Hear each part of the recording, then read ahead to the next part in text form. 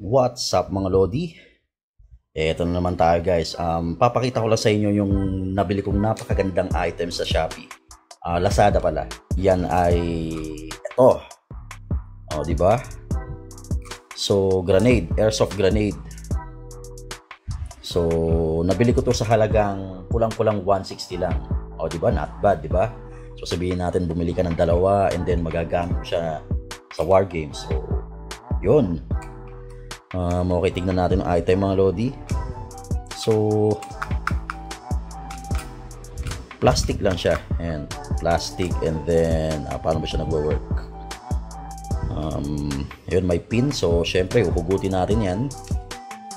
Pag hinugot natin yan, pwede na nating bato. Kapag binato natin siya, ganito ang mangyayari.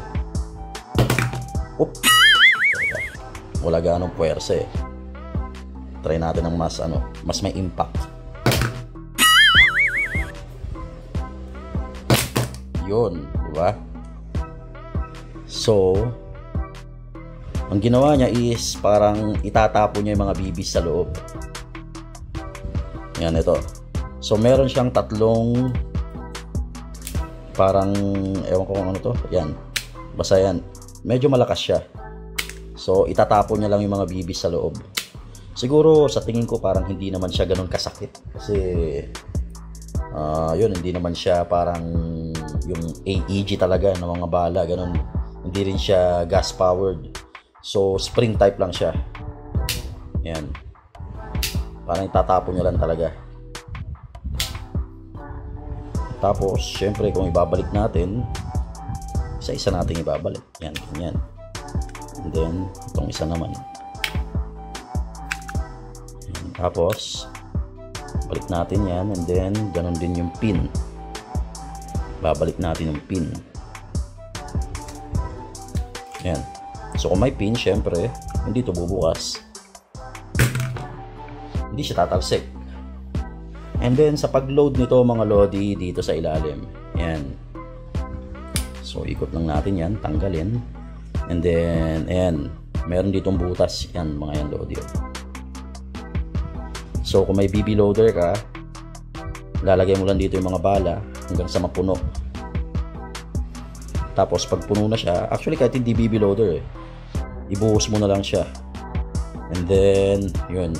So ang masasuggest ko dito, wag natin gamitin yung mga hindi pa nagagamit na bala, sayang naman. So kung masipag tayo magpulot ng bala, mamulot na lang tayo guys kasi itatapon din naman niya di ba? So kung ako sa inyo, kung bibili ka ng ganito, mamulot na lang kayo ng bala. O yung mga nagamit na bala. Tapos, yun yung kakarga dito. Kasi sayang eh. Ilan din yung malalagay dito? Sabihin natin na mga 200 BBs. Di ba? 200 shots na yun. So, yun lang guys. Ayan, balik natin. Okay, yan. So, sa murang halaga, meron ka ng grenade. Ano ba itong tatak na to? M29A2. Ewan ko kung ano yan. Siguro type ng grenade or what. Sa halagang 150 something meron ka ng grenade, diba? Maporma din. Kunyari sabit-sabit mo sa vest mo, syempre mga ibang airsofter kaya ko. So gusto yung mga may alam nyo yun, yung mga maporma, diba? So ito, pwede mo sabit sa vest and then huhugutin mo lang, then hugot ng pin and then bato. Di ba? So ito, tignan natin mga Lodi yung kung paano siya nagpa-function with load. Ito.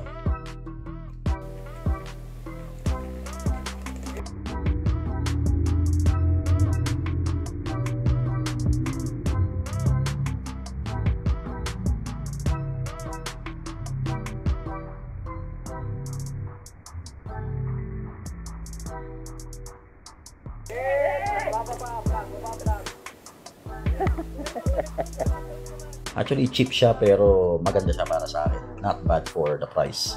Diba? So yun lang guys. Thank you for watching and see you guys in Battlefield.